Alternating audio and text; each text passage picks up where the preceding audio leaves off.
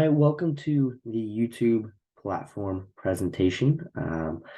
I am just going to briefly overview and intro our topic. We're going to be talking about YouTube. I'm going to share screen real quick. Do you have this visual right here? Right. There we are. That would be nice just to have that in the background. But basically, YouTube is a massive. It's one of the powerhouse platforms for marketers. There's about 2 billion monthly users on YouTube, making it a great place for any company looking to advertise and market their products. There is a lot of different niches within the platform as well, just because different channels are going to be usually focused around one thing. And so targeting your customer base or the segments of the market that you want to target is pretty easy to do on YouTube. It's a great place for that, because of how niche the things are within the platform, the channels. And I'm gonna go to the next slide here if it will do so. There we go. And I'm just gonna cover the basic ads because this presentation is going to be about mostly how advertising relates to YouTube. And firstly, we have non-skippable video ads, pretty self-explanatory. And then you have the skippable ones. Usually the skippable or the non-skippable is going to cost more for the advertiser.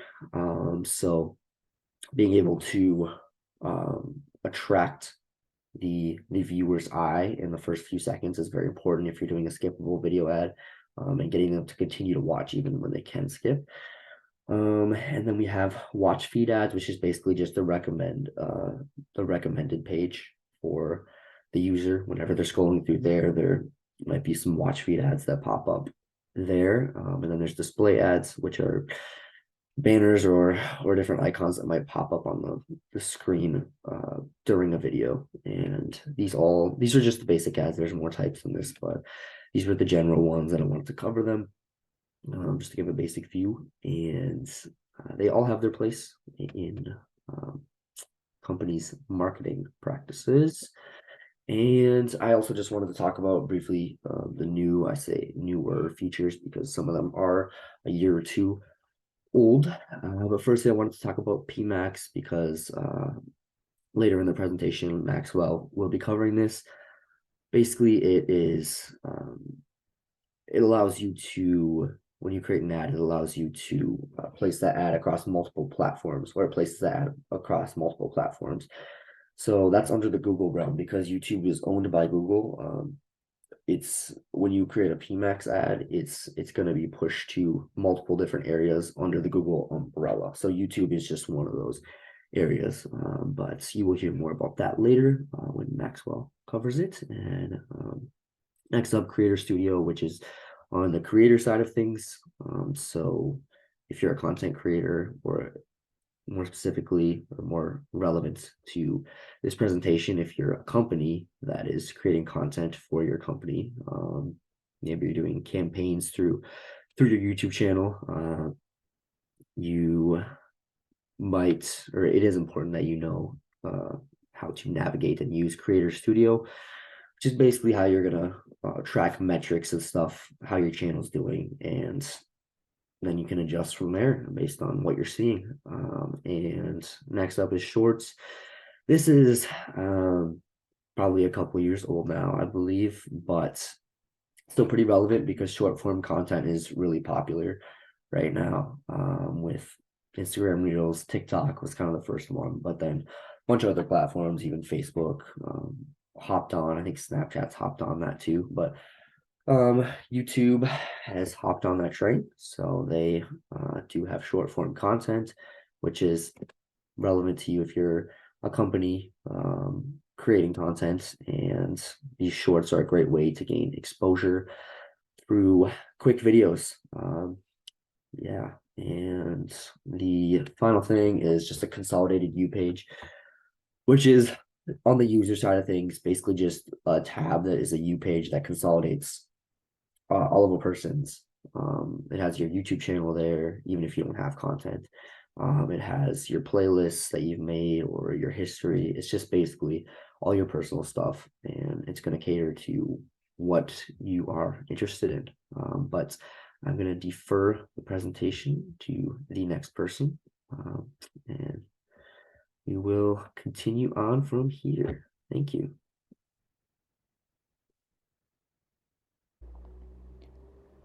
Hey everyone, my name is Max, and I will be going over the implementation and the best practices for using YouTube to promote a brand and using their ad services. So, one of the coolest and the newest features from Google that's recently they've been promoting is their PMax service, which allows you to advertise across multiple platforms simultaneously in the Google universe, one of them being YouTube, of course. So, in order to get started, we're going to go to a Google Ad account to give a demonstration. So, we can first start off by clicking the Create button here, and then we're going to create a new campaign. And then we will want to use this to drive sales in this case, so we'll go ahead and click on that. And then when it says purchases conversion, this uses the site's analytics to track purchases and other data when someone clicks from the video and lands onto your site. And then for this demonstration, I'm going to be using Performance Max or PMax, but you can also use just standalone video if you'd like. And then there's a few options here like optimizing campaign for acquiring new customers. We'll go ahead and skip that for now. Location, US. And then this is where you can actually upload your videos. So if you already have a YouTube account, you can just go in there and upload videos that you'd want to use for an ad, or you can also have AI create ads for you as well. It depends on what you'd like to do. So if you have pre-made content, you can just stick with that, which we're going to do in this case. And then also you'll see that you can create headlines, which that would go into other ads going across other platforms like their search or Gmail.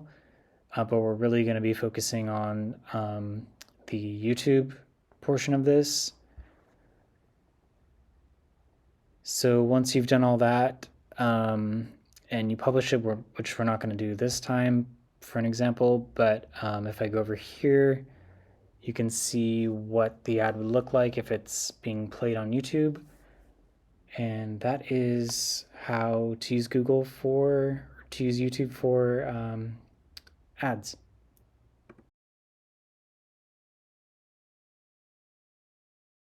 Hello everyone, my portion of the YouTube platform presentation will consist on the cost options. I will be discussing the different options cost for advertising on YouTube using Google Ads. YouTube ads are a type of online advertising that allows businesses to display the video ads on YouTube or across the Google Display Network. YouTube ads can help companies reach their target audience, increase brand awareness, generate leads or sales, drive traffic to their website or app, or achieve other marketing goals. YouTube ads are managed through Google Ads, a platform that allows businesses to create and run online advertising campaigns. Google Ads uses an auction system where companies bid on keywords or audiences that match their ads with potential customers. The amount businesses pay for each ad depends on the numerous factors, such as their bid amount, quality score, ad ranking, and competition. YouTube ads offers different formats, placements, and features that businesses can choose from. depending on their objectives, budget, and preferences. Some of their standard YouTube ad formats include skippable in-stream ads. These are video ads that play before, during, or after other videos on YouTube or across the Google Display Network. Viewers can skip these ads after 5 seconds. Businesses only pay when viewers watch at least 30 seconds of their ad, or the whole ad if it's shorter than 30 seconds, or interact with their ad, such as clicking on a call to action button. Non-skippable in-stream ads. These are video ads that play before, during, or after other videos on YouTube or across the Google Display Network. Viewers cannot skip these ads. Businesses pay based on impressions, the number of times their ad is shown. Bumper ads. These are short video ads up to 6 seconds that play before, during, or after other videos on YouTube or across the Google Display Network. Viewers cannot skip these ads. Businesses pay based on impressions, video discovery ads. These are appear as thumbnails next to related videos on YouTube homepage or YouTube search results page. Viewers can choose to click on these ads to watch them. The cost of YouTube ads varies depending on the ad format, the competition, the quality of the ad, and the audience. According to Google, the average cost per view, or CPV, for YouTube ads is between 10 to 30 cents. However, this can vary depending on the industry, location, and campaign goal. The return on investment of YouTube ads depends on the goal and measurement of the campaign. Businesses can use different metrics to evaluate their return on investment, such as views, watch time, impressions, click-through rate, conversions, cost per acquisition, revenue, and lifetime value. According to Google, YouTube ads can deliver a higher return on investment than TV ads in 77% of cases. However, this can vary depending on the industry, location, and campaign goal. Thank you for listening to my presentation. I greatly appreciate your time. Hey everybody, my name is Derrick James, and today I am going to be teaching you a little bit about the training and the certification programs for YouTube. Okay, so there are three main programs that are open to the public. The first is the Google Skill Shop. These are certifications that you can get just to know how to work Google programs. Specifically, there are a bunch that you can use for YouTube. The second is going to be the Creator page on the YouTube channel or on the YouTube platform. This one is going to show you how to specifically do nothing but things on YouTube. And then the last one is the Google Professional Certificates. These are more broader. These are for career change if you want a career in advertising or user experience or things like that. All right, there is one that is not open to the public. This one is the partner program. You do have to have a certain number of subscribers to your channel and a certain number of views to get into this program. And unfortunately, I do not have that, so I cannot get much information on that program. All right, so let's start with the YouTube Creator channel. This one, you don't need any application process. You just have to go to the channel and start watching the videos. Some of the videos are quite long, some are 15 minutes, some are just a minute. They cover a wide range of subjects, and you just go through the individual playlists, watch what you want to learn about, and you're done. There is no test requirement for these videos. The next is a skill shop. This one is a little more intensive, but it is free. There is no application. You just have to sign up. You have to have a Google account. You can link it to your Google Ads account as well. There are 18 plus certificates. They do add a couple new ones or take away some and combine them with others every now and then. They do have you create projects within each individual module that they have. So one module just may be you creating a video that has a story in it, and the story has to have a beginning, middle, and end. It'll be a short one. You submit it to whoever is running the program that month, because they do change out professors or Google certified individuals every now and then. And you just submit it, they'll grade it, and they'll send it back to you. Or it'll just be a submission thing where, as long as they see there's a certain number of minutes or whatever, then you're fine. You do have pre-learning surveys that just get them to know how much information you already have on the situation, or how much you've learned beforehand. You do have practice tests that help you out. The assessments are 50 to 100 questions, so make sure you study before you take any of them if you do decide to go on that path. And you do get to retake anything that you failed. However, it does have a 1 day lag, so you cannot immediately just retake something. You can't screenshot anything like that. It will like blink out the page and all that kind of stuff. They do want to make sure that their integrity is still intact and that they're just not giving these things out. Um, the most intensive one is the Google Professional Certificates. These cost $49.99, but you can get financial aid specifically through Coursera if you take it there. These courses are no cost to the user, and this is the same for Skillshop as well. If you take Skillshop or if you take professional certificates, they will allow you for all the course material to get it free for 1 year. So if you do sign up, do not pay for anything. Just go ahead and sign up and work through it until you get to the point where you need it. Then it will let you download any application you need, like Adobe or any creator things like video editing and stuff like that. Google will give it to you for a year as long as you're in the program. Once it does end, you do have to pay for it. If you continue into it, if you end your subscription at that point, it'll still be free. You do work at your own pace. That makes it easier for a lot of people. Each certificate is separated into 3 to 9 courses, and then each course is separated into modules. At the end of each module, you do have vocabulary tests, you have individual projects, just like the Skillshare. And you do create your own portfolio of all the projects that you've done. And just with like the Skillshop, you would basically be uploading all these things to one individual who will go through them, check and make sure they're good. They also allow you to interview, do mock interviews and things like that to see if you're up to par with what they need in the industry. Here's a list of some of the certificates you can get from the Skillshop. As you see, some of them are just advertising, how to create them, what makes a good video, things like that. And then with the professional certificates, data analytics, digital marketing and e-commerce, and project management.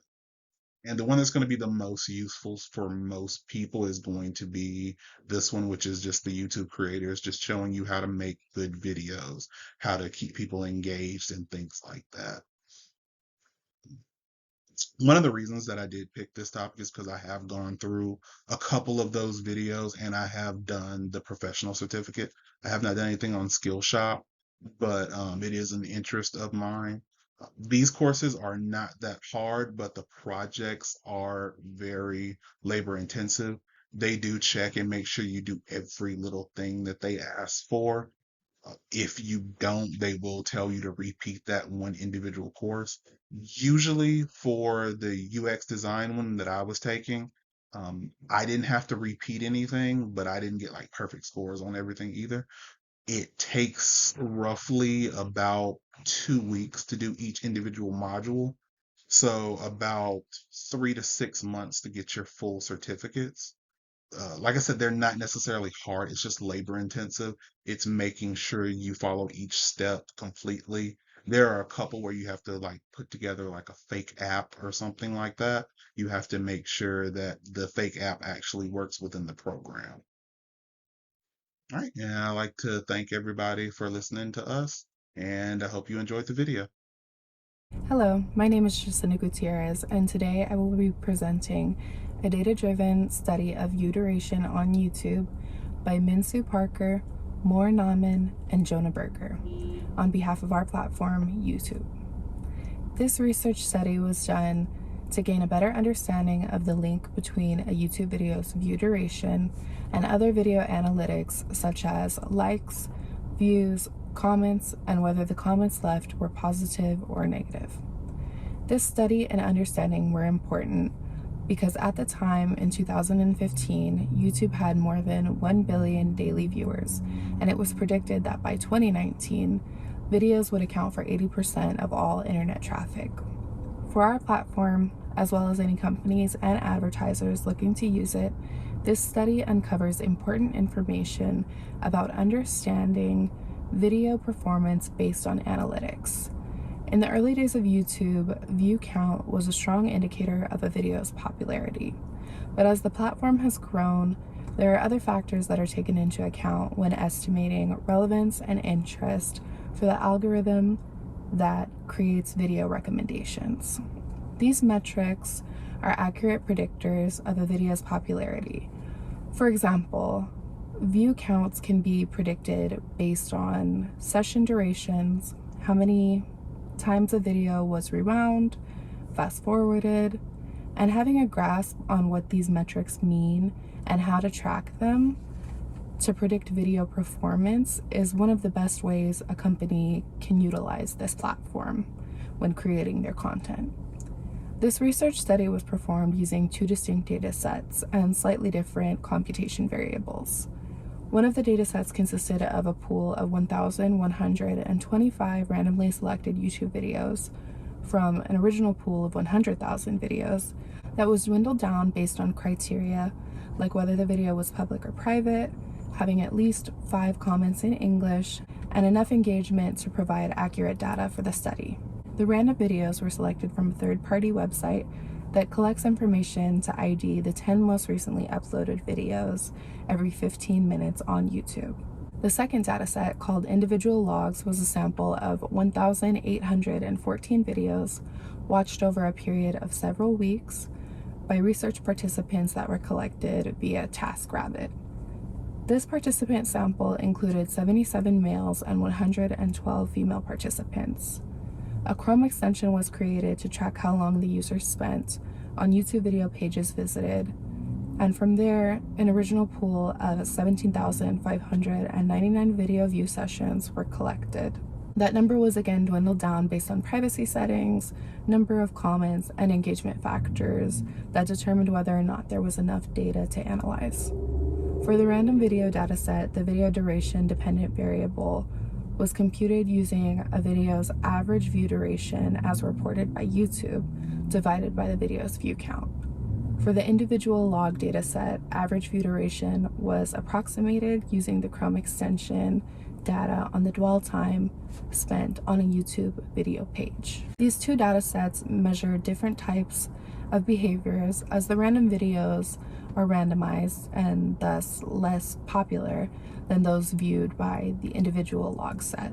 This led to a more robust set of results and a more confident outcome, as it also reflects individual behavior. Since one of the factors being measured was the tone of comments, positive or negative, comments received a sentiment analysis using Vader to determine whether the sentiment was positive or negatively expressed. The table on screen expresses the difference in distribution of user engagement between the videos of the two datasets. For the data analysis, one mixed effect ordinary least square regression was performed for each dataset. Rather than view duration, the dependent variable used was the proportionate view duration for each video. Control variables were also added to each dataset. The factors examined were view count, comments per view, likes, dislikes, and share per view, and the positive and negative comment sentiment. The results of this analysis, rendered in both models, video length, as anticipated, had a big impact on duration of view, with shorter videos having a longer proportionate viewing based on the video's length. It was also determined video popularity and sentiment of comments illustrate users' engagement. The results remained significant across both datasets, were seen as most powerful, and supported the researchers' hypotheses. Video popularity in analytic metrics such as view counts, likes, etc., was an association in both datasets with longer view durations, and comment sentiments correlated with view duration, but interestingly, negative sentiment was a factor while positive sentiment was not. The study provided interesting insights on video expectations based on immediately observable factors and how we can anticipate the behavior of viewers based on the existing performance data of a video. This last table shows the mixed effect linear regression data estimating average view watch percentages for each dataset. Thank you.